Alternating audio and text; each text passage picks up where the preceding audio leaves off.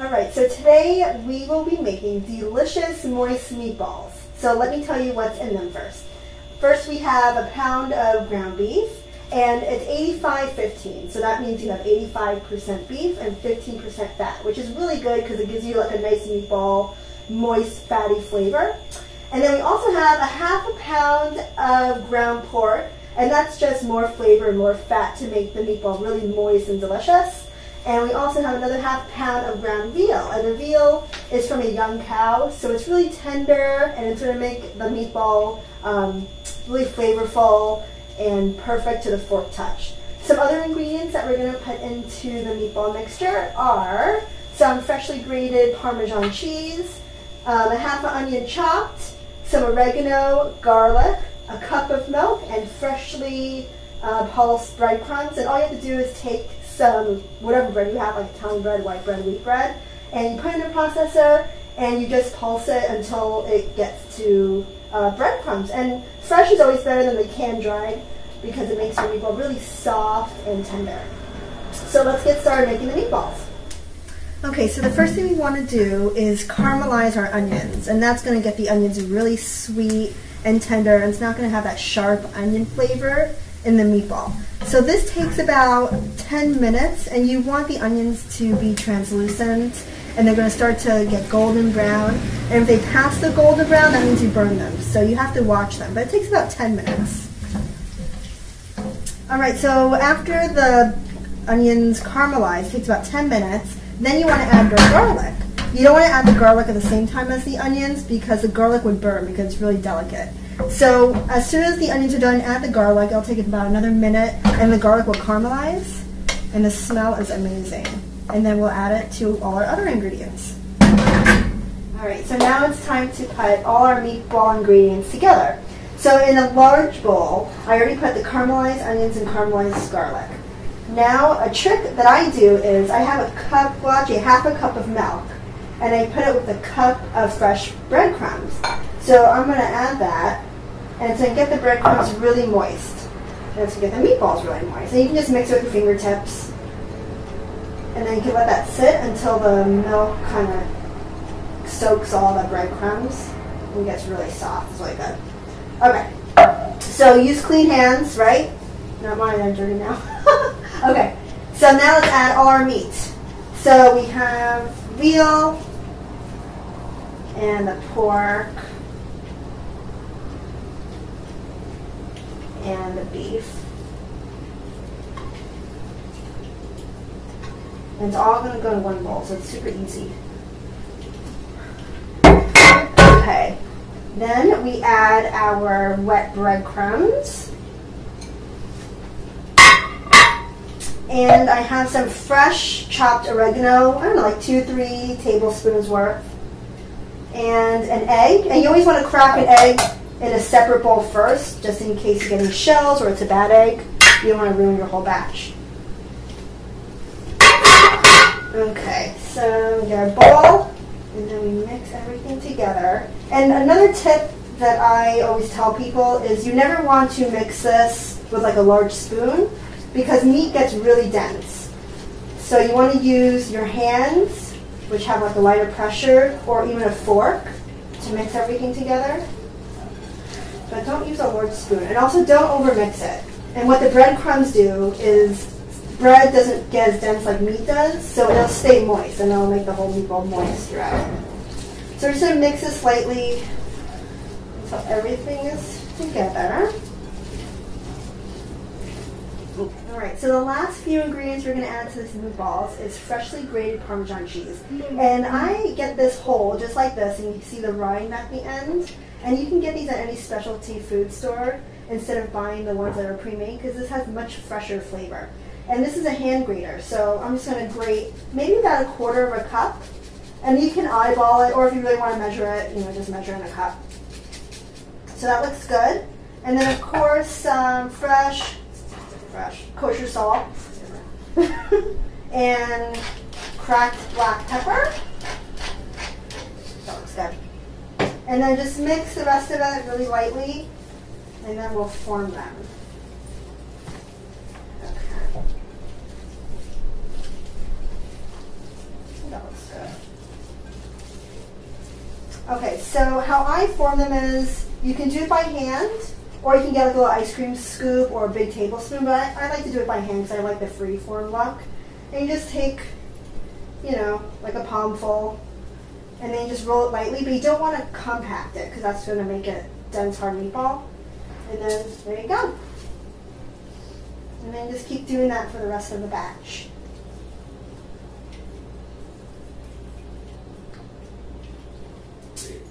Alright, so now we're going to start making the base of our sauce with our meatballs, because the beautiful thing about a Sunday gravy is that it's flavored with meat. So that's the difference between Sunday gravy and a marinara. So we're going to get our big pot hot with some olive oil, and you can feel it's really hot. And now we're just going to get our meatballs in there, and you want to hear that sizzle. So what we're going to do is we're going to brown the meatballs on all sides, but it's still going to be uncooked in the middle.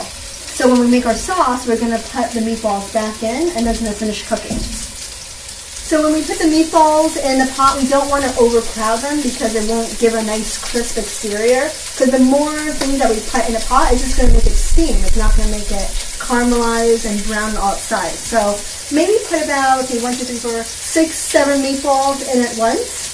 And then we'll do the second batch.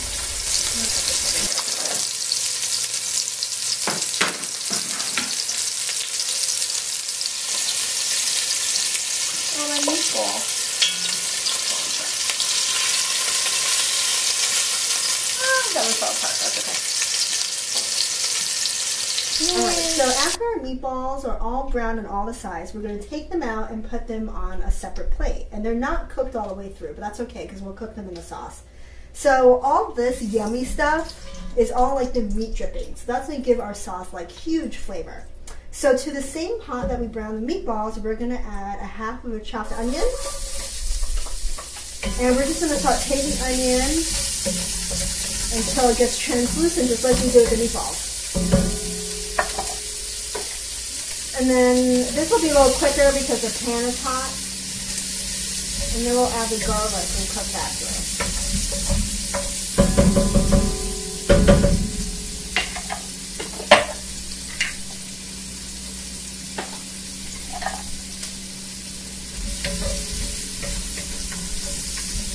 It's starting to cook down. So you can add the garlic, like a clove or two of chopped garlic.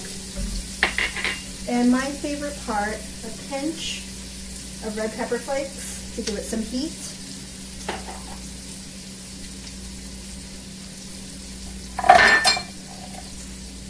And some more fresh oregano. And we're just going to cook this for a little bit until the garlic and the onions cook down.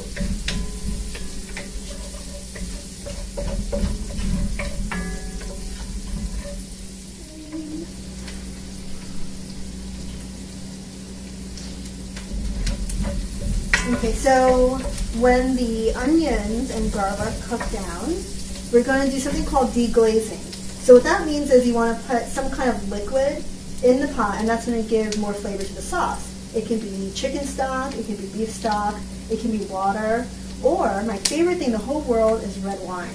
So the rule with cooking with wine is you want to cook with something that you drink, because all it's going to do is condense the flavor of the wine. And it's going to cook off the alcohol. So for red sauce, I would do something like a Cabernet, or this one today we're going to do a Chianti. And you can add about half a cup to a cup of wine right to the pan. And then put your heat on medium-high, and take your spatula and you want to scrape all those meaty bits from the bottom. And that's what's going to give your sauce an amazing flavor.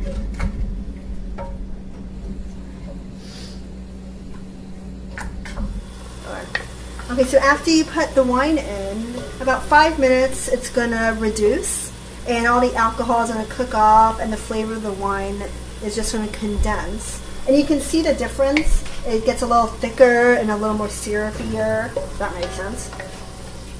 And we're just going to continue to let that cook, and then we're going to add some tomato paste, just condensed tomato flavor. like a tablespoon. And I love this little tube. They sell these now at food stores, and I absolutely love it because you can just put the top on and put it right back in the fridge. And then mix that in. Oh my gosh, it smells so good. Okay, and then we just add our tomatoes.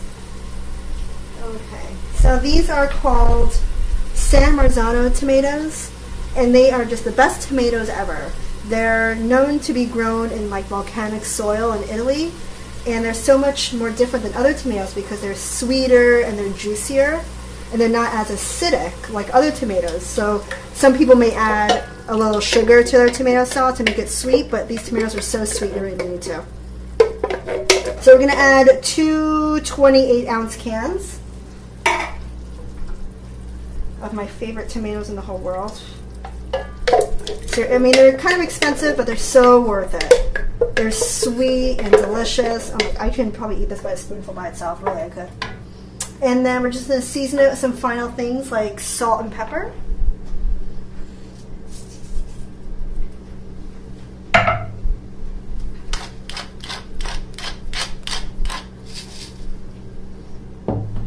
Just stir everything together. And then we're going to add back our meatballs. And this is what makes a Sunday gravy, because a marinara sauce wouldn't have meat in it. But Sunday gravy is flavored with all different meats. So sometimes you'll see meatballs and sausages and pork bones. Whatever kind of meat you have laying around, that would make a Sunday gravy. And get all that juice in it, that's all flavor. And then just kind of slowly stir everything in.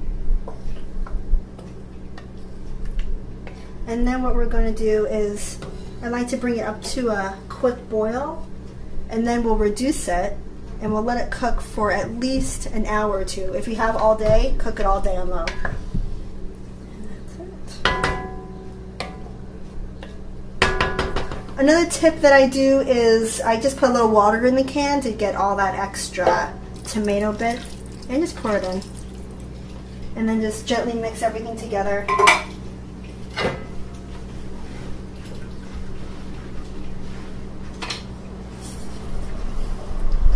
And then we'll put the top on, and put the top on and leave like a little bit open because you want some of the steam to escape. If you put the cover on, it's just going to give this layer of water on the top. So just leave a little open, and then we'll let it boil, and then we'll just let it reduce, and we'll just let it cook for a few hours. Alright, so as a finishing touch to your sauce, take a few basil leaves and just roughly tear them. And that'll give like a nice bright finishing flavor to the sauce. And with basil, it's really delicate and it bruises easily. So we don't want to like pulverize it or chop it up like crazy with a knife. So you can just like roughly tear it up and throw it in your sauce. And then just mix it in. And our gorgeous sauce and meatballs are just about done. So as the sauce is finishing up, let's put some linguine in the pot and let it cook and boil for about 5 to 7 minutes, or until your package instructions say it's done. And you always want to test pasta. You don't want to leave it alone and come back to it. So you can just like take one, run under cold water really quick and test it to see if it's done. Because you want it al dente, which is to the tooth. You don't want it mushy, you don't want it too hard. You still want to have a little bite to it. Okay, so our pasta is all done cooking, and I made some linguine because that's my favorite type of pasta. And my trick with pasta and sauce is you want to create something called like a marriage. So what you want to do is, I just take the pasta directly out of the boiling water and I put it in a separate bowl.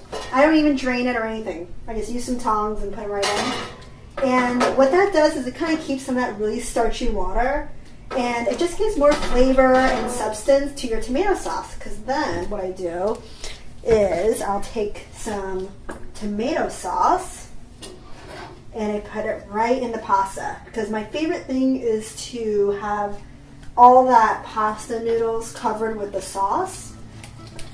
And it just every bite you get will have like a tomato and a pasta, like all in one.